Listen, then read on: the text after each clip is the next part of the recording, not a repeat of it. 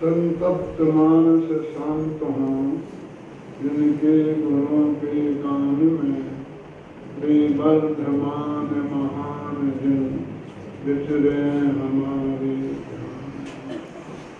अपन जो पाठ करते हैं इसमें अंत में जानबूझकर स्वाध्याय करना चाहिए, यहाँ समाप्त करते हैं। पूर्वक वहाँ से लाते हैं और वो एक विषय को समझाते आते हैं और समझाते समझाते कहते हैं कि भाई ये आपने बताया तो है हमें रास्ता, लेकिन हमें काफी कठिन लगता है, कोई दूसरा रास्ता नहीं है, कोई उपायांतर नहीं है। तो वे कहते हैं हाँ है, उपायांतर है। कि क्या है उपायांतर? स्वाध्याय करना चाहिए। स्वाध्याय करो तो सब समझ में आने लगेगा। इसलिए जानबूझकर 86वीं गाथा पर इसमें उपायांतर बताया है। मोह के नाश का उपाय तो क्या है 80वीं गाथा में बताया है, और दूसरा उपाय क्या है वो 86वीं गाथा में बताया है। क्लियर लिखा है, दीर्घ मोह क्षय हो इसलिए स्वाध्याय करना चाहिए। प्राकृत की गाथा में है, उससे दीर्घ मोह का क्षय होता है स्वाध्याय से। स्वाध्याय की महिमा बताते हुए कह रहे हैं दीर्घ मोह क्षय हो इसलिए स्वाध्याय करना चाहिए। यदि अपन वहां तक पहुंचेंगे तो विशेष व्याख्या करेंगे। अभी तो अपन 80वीं गाथा पर चल रहे हैं।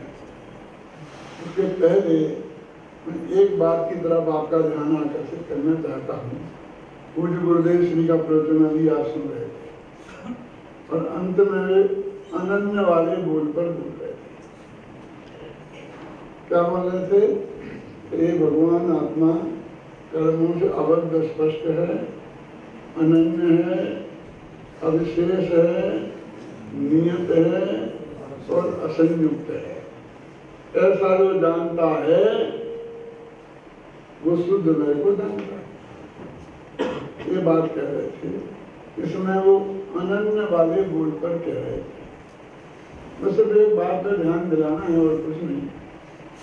बार बार वो ये कह रहे थे, कई दफे आप द्वारा सुनना उसे कि देव गति, मनुष्य गति, नरक गति, कृंच गति 6 व्यवहार से 6 आपके फल में नरक गति में जीत जाता है और निश्चय से नहीं है। कह रहे थे बार बार।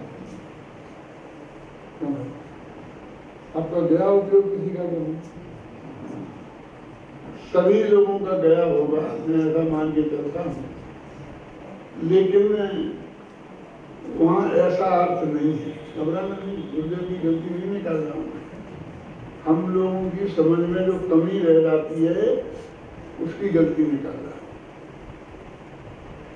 क्या कि बोल अनन्य का चल रहा है तो वो ये कहते हैं कि मनुष्य देव नाग की ये व्यवहार नए से अन्य अन्य हैं।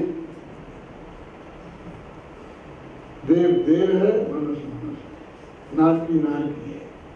और निश्चय नए से ये अनन्य है, अन्य अन्य नहीं है, एक ही है।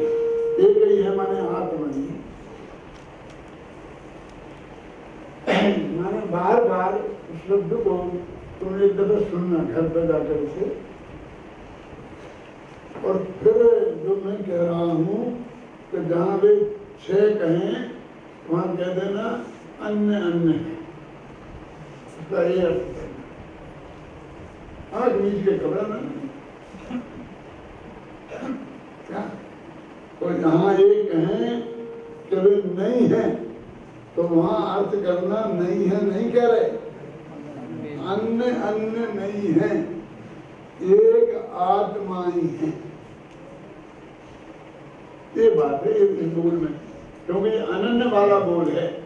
बोल चाहे वे मुँह से बोले और चाहे नहीं बोले, हमें अपनी तरफ से लगाना है कि ये अन्य अन्य है और अन्य जैसे देखो मैं आपको बताता हूँ उदाहरण के लिए, मारीच और महावीर अन्य अन्य हैं कि अनन्य है? अब लगा एक मतलब महावीर और मारीच। तो कहते क्या बात करते हो, कहाँ मारीच जैन धर्म का कट्टर विरोधी, जिसने अपने आदिनाथ भगवान का सामने डट के विरोध किया और उनको इंद्रजालिया बताया, क्यों? और कहाँ महावीर आदिनाथ भगवान की हर बात का आंख मीच के समर्थन करने वाले, जो उनने वस्तु का स्वरूप बताया था वही वस्तु का स्वरूप महावीर ने बताया, है ना? एक अपेक्षा तो ये है, एक कौन सी अपेक्षा है? मारीच अन्य है और महावीर अन्य। इसमें क्या होगा? मारीच से द्वेष और महावीर से प्रेम।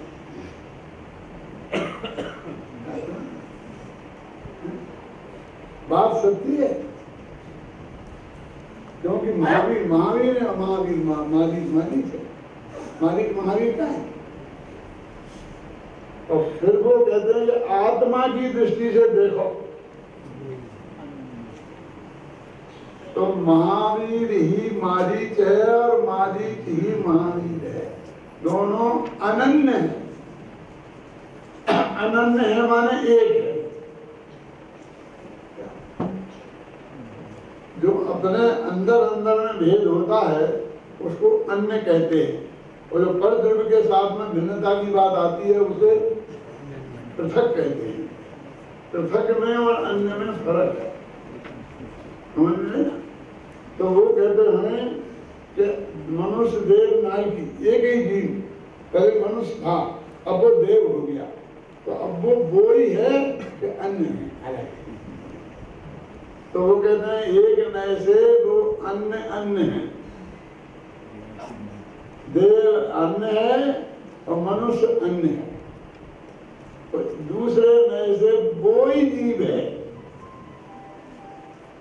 वो अनन्य है।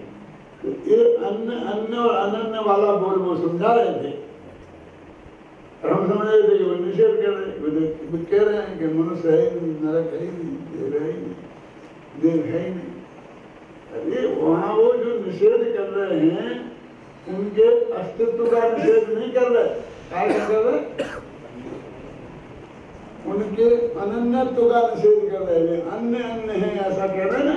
और जब ये कहते हैं कि अन्य अन्य नहीं है एक ही है, तो अन्य अन्य पने का निषेध कर रहे हैं, भेद का निषेध कर रहे हैं, भेद से व्यवहार का निषेध कर रहे हैं। तो वहाँ उद्देश्य दो चीजें दी थी ना, एक मिट्टी का सकोरा का उदाहरण दिया था। तो कहते मिट्टी निकली खदान से और उससे फिर हमने सकोरा बनाया, घड़ा बनाया, और कई तरह के जो बर्तन होते हैं पुराने जमाने में चलते थे, इसलिए उनके वो नाम भी चलते थे, आचार्य देव ने भी लिखे हैं, ख्याल में नहीं ना। लेकिन एक कहते हैं कि सकोरा अन्य है और घड़ा अन्य है, समझ नहीं ना, क्योंकि सकोरे का काम घड़ा नहीं देगा और घड़े का काम सकोरा नहीं देगा। सकोरा समझ ना, राम पास को कह रहे थे, लेकिन हमारे यहाँ तो राम पात्र अलग चीज है, वो सकोरा है। सकोरा राम पात्र तो उसे बोलते हैं जो आपने देखा होगा शादी बाजी में पानी परोसते हैं ना, तो एक वो तांबे का होता है, उसमें एक ऐसी वो लगी रहती है, उससे तो प्याऊ पहले वो पानी पिलाते हैं ना, उसको राम पात्र बोलते हैं। खैर यहाँ सकोरे को बोलते होंगे, और सकोरा एक ऐसी चीज है जिसमें वो अपने सामान रखते हैं ना, आप समझ गए ना। फिर वो झगड़े की बात नहीं है, लेकिन अभी तो सिर्फ यहाँ ये कहना चाहते हैं कि ये सब क्या है, मिट्टी ही है, सकोरा ही मिट्टी है और घड़ा भी मिट्टी है। हाँ, यूनिवर्सल ट्रुथ है, तो निश्चय नहीं हो गया। जो यूनिवर्सल उसको पकड़े उसका नाम निश्चय है। तो फिर दोनों एक ही हैं, एक ही हैं। जब एक बोलोगे तो फिर सकोरा नहीं बोल सकते, फिर घड़ा नहीं बोल सकते, फिर मिट्टी बोलना पड़ेगा। अरे सब मिट्टी है, ये मिट्टी की काया, तो वो सकोरा और हम भी एक ही है। जो मिट्टी की काया है ना, समझे ना। अब ये मैं कल शाम को मैंने कहा था ना कि वो पुण्य पाप में क्या फर्क है, पांच इंद्रिय के विषय तो एक से ही भोगते हैं ना। अब एक का गोरा बुरा शरीर, एक का तंदुरुस्त शरीर, एक का मोटा ताजा शरीर, एक का मतलब कुरूप है। तो ये सब जितने भेद हमें दिखाई दे रहे हैं ना, जितने व्यक्ति हैं उतने भेद सब अन्य अन्य है। और कहते भैया क्या अन्य, सब मिट्टी है ना, ये मिट्टी के पुतले, सब हम तुम सब मिट्टी के पुतले हैं ना। ये थोड़े गोरे काले से क्या फर्क पड़ता है, ये बात कहते हैं ना। तो वो अन्य अन्य और अनन्य ये दोनों मिट्टी पे घटित किया, फिर उन्हें आत्मा पे घटित किया। पर आत्मा पे घटित किया कि जितनी भी पर्याय हैं, तो खासकर उन्होंने यहाँ पर मैं आप लोगों को ध्यान दिलाना चाहता हूँ, द्रव्य पर्याय को लिया, व्यंजन पर्याय को लिया। द्रव्य पर्याय व्यंजन पर्याय समझते हैं क्या? आपने पढ़ा होगा प्रदेश गुण के विकार को व्यंजन पर्याय कहते हैं, वास्तव में द्रव्य पर्याय को व्यंजन पर्याय कहते हैं। प्रदेश गुण के विकार को तो इसलिए कहते हैं क्योंकि उसमें आकार की मुख्यता होती है। तो प्रदेश गुण आकार में हेतु है इसलिए, लेकिन ये मनुष्य ये असमान जाति द्रव्य पर्याय है।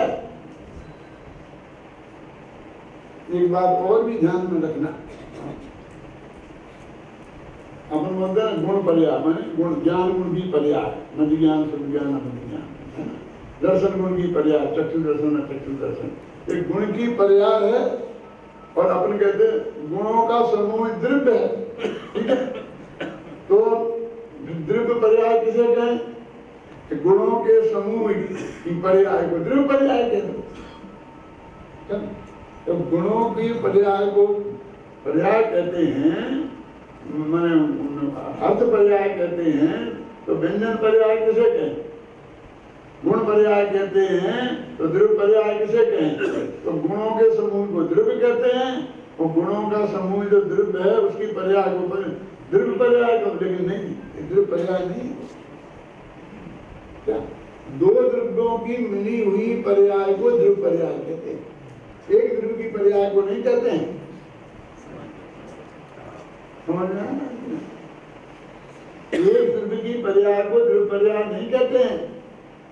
दो द्रव्य मिलना चाहिए, यदि वे एक ही सी जाति के दो द्रव्य मिले तो उसे समान जाति द्रव्य पर्याय कहेंगे। जैसे एक घड़ा मिट्टी, क्यों?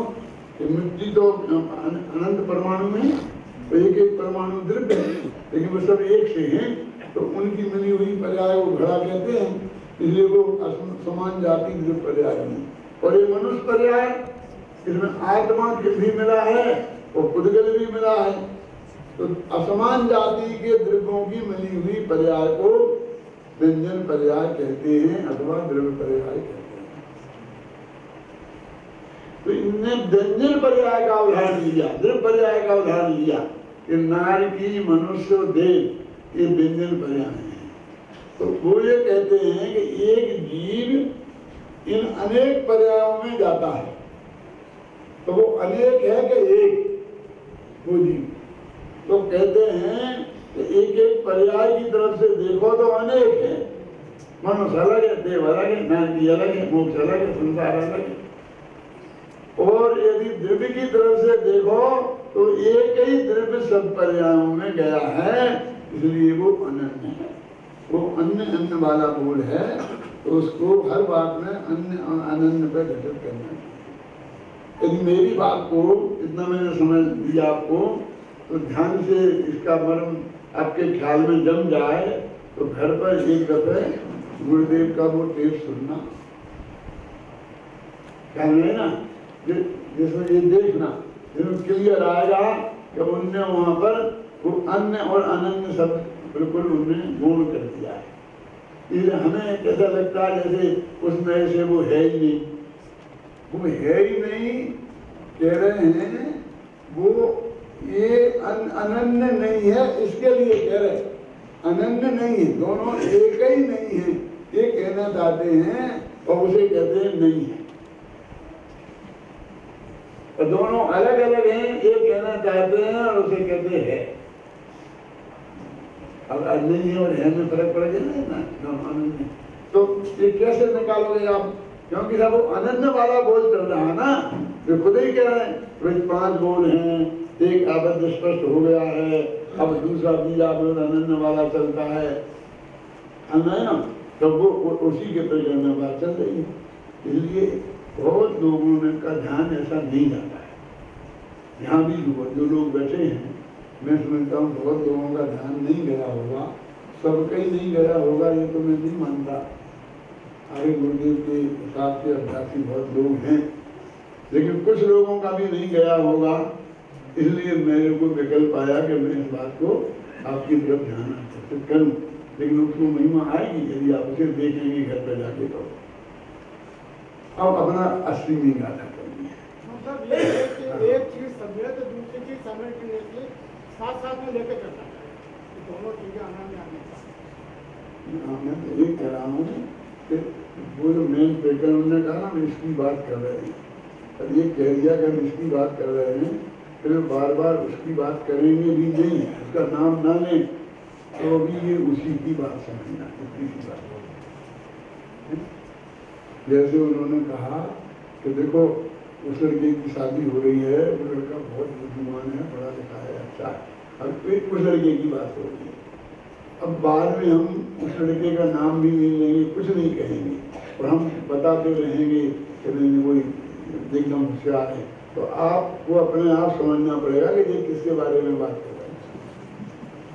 आप समझे ना, ये आप यदि ये भूल जाएंगे तो उस प्रशंसा और निंदा का कोई मतलब नहीं है। तो किसके बारे में कहा जा रहा है, इसका अपन को यदि पता नहीं रखा अपन ने, तो ऐसा कहने में होता है, और गुरुदेव जैसे वक्ता के साथ बहुत होता है। इसलिए मैं आपको बता रहा हूँ, उनकी शैली आपको समझनी पड़ेगी। क्या कि गुरुदेव इस तरह से बात करते थे, जब तक वो शैली आप नहीं समझेंगे तो उनकी वाणी का मर्म आप नहीं समझ सकते हैं, और कई जगह भ्रमित भी हो सकते हैं। आप ये भी कह सकते हैं दूसरी जगह जाकर कि हमने गुरुदेव का प्रश्न सुना है, उन्होंने क्लियर कहा कि वो है ही नहीं, मनुष्य है ही नहीं, त्रिंच है ही नहीं, नारकी है ही नहीं, वो सकोरा है ही नहीं, वो है ही नहीं।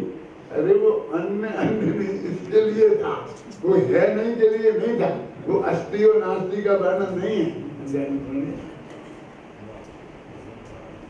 क्या क्या बने लिखना पड़ेगा। यहाँ बढ़िया बने रहने से काम नहीं चलेगा, पंडित बनना।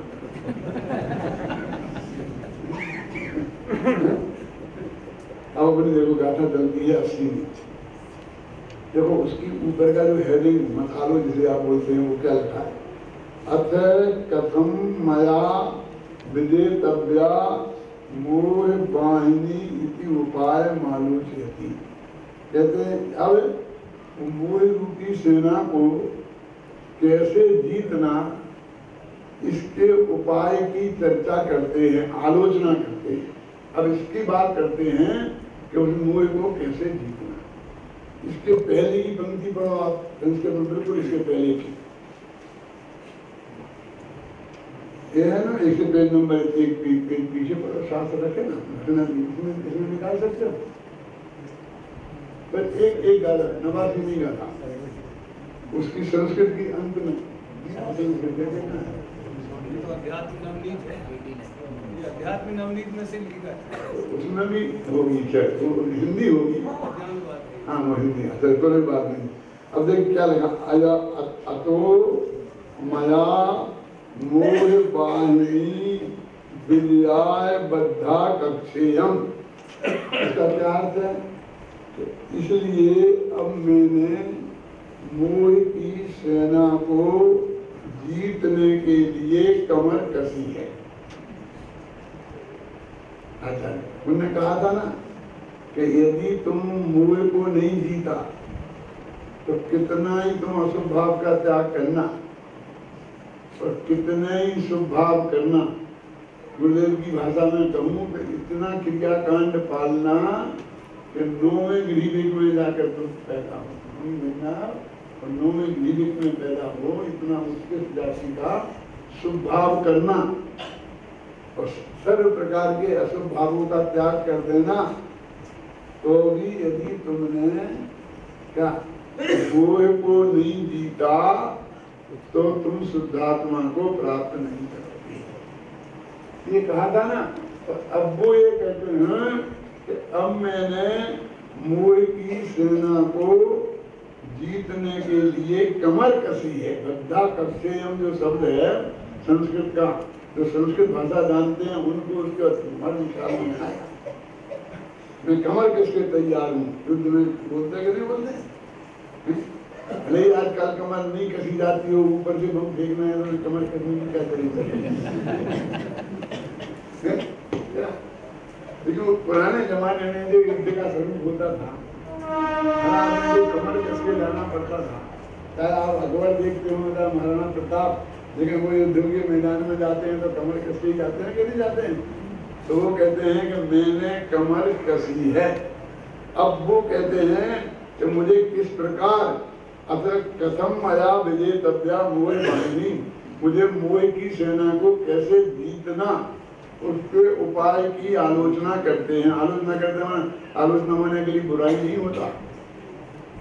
अच्छी तरह से उसके बारे में मंथन करना, विचार करना, उसको बोलते हैं आलोचना करना। अब जो जान अरहंतम दब्बत गुणत पज्जयाते सो जानति अपारम मोह खलु जातितस्सलयम्। एक बात तो इसमें आप बहुत स्पष्ट देखो, गाथा में ही देखना। इसमें जो अरहंत को निर्गुण पर्याय से जानेंगे उनका मोह नाश होगा ऐसा नहीं।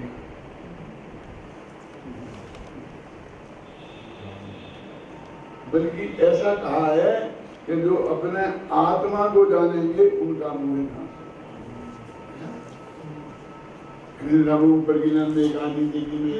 कहा ना, माने अरहंत के करने से नहीं होगा, यही अर्थ है ना, उनके लिए नहीं लगा। तो फिर हम काय को अरहंत के झगड़े में फंसाते हो। परद्रव्य का विचार ही क्यों करते हैं। वो कहते हैं अरहंत के द्रव्यगुण पर्याय को जानोगे तो तुम आत्मा के द्रव्यगुण पर्याय को जानोगे, तो आत्मा को जानोगी। तो ये तो आत्मा को जानने के उपाय के रूप में बात बताई है क्या? लेकिन मोह का नाश तो आत्मा को जानने से होगा। ये 7 तत्व समझाते हैं। तो नाव पे की बात करते हैं ना, तो नाव में पानी छेद हो जाना तो आश्रव है, उसमें पानी आना तो भर जाना तो बंद है, फिर छेद का बंद हो जाना तो संबर है, तो पानी का निकालना तो निर्जरा है, और पूरा पानी निकाल देना तो मोक्ष हो गया। समझाते ना। तो ऐसा मोक्ष भैया नाव को होगा, तुम्हें नहीं होगा। ये उदाहरण समझाया था, अब तुम्हें ये आत्मा पे समझना है। तो अनंत भगवान तो उदाहरण के रूप में आए हैं, क्योंकि वो कहते अनंत का, और आपने सीधा अपने आत्मा को ही जानने की कह देते ना, कि तो अपने आत्मा को त्रिगुण पर्याय से जानेगा उसका मोह नाश हो जाएगा, इतना ही कह देते। इसमें क्या दिक्कत थी? तो वो कहते हैं, जो नीचे टीका में लिखा है, पहली पंक्ति पढ़ो टीका की।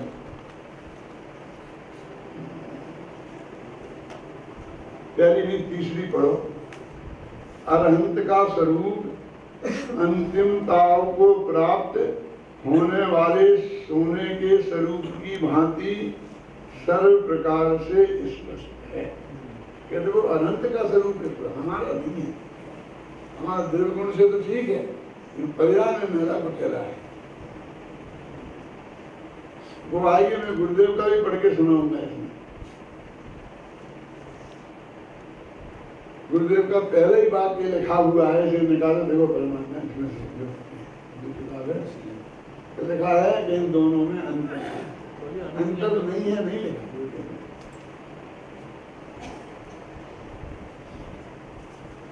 ये क्यों बता रहा हूँ मैं फिर बाद में कभी बताऊंगा। अभी देख लो अंतर है ऐसा लिखा।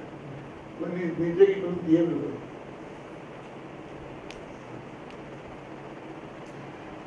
आध्यात्म सुखानी स्वामी कहते हैं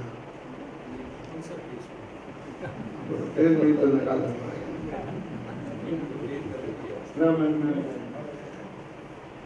इसमें आएगा गांधी स्वामी का पोजीशन उसमें होगा है 357 पुण्य पाप की सावधानी का भाव और ज्ञानानंद स्वभाव की असावधानी का भाव मिथ्यात्व है। वहाँ परजीव को बचाने अथवा मारने की बात नहीं है, क्योंकि आत्मा परजीव को बचा अथवा मार नहीं सकता, तथा आत्मा ज्ञानानंद स्वरूप है। ये ऊपर का हुआ। अनंत और आत्मा समान है, अंतरंग स्वभाव में फेर नहीं है, पर्याय में फेर है।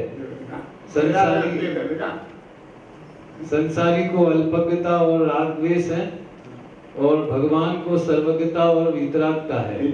शेष स्वभाव में अंतर नहीं। इतना ही बताना है।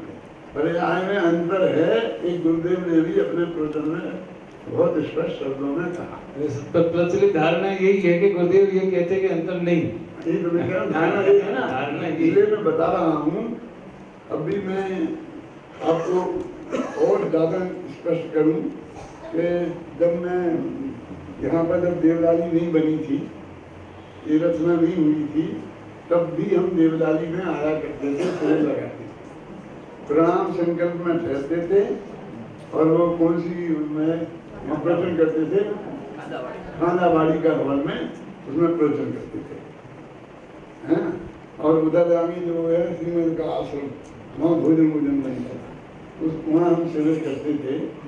तो उस शिविर में ये 80वीं गाथा मैंने दी थी, और मैंने इसमें कहा था कि दोनों में ये जो अंतर की बात लिखी है, तो उनकी पर्याय अल्पज्ञ है और अपनी सर्वज्ञ है, और अपनी पर्याय अल्पज्ञ है।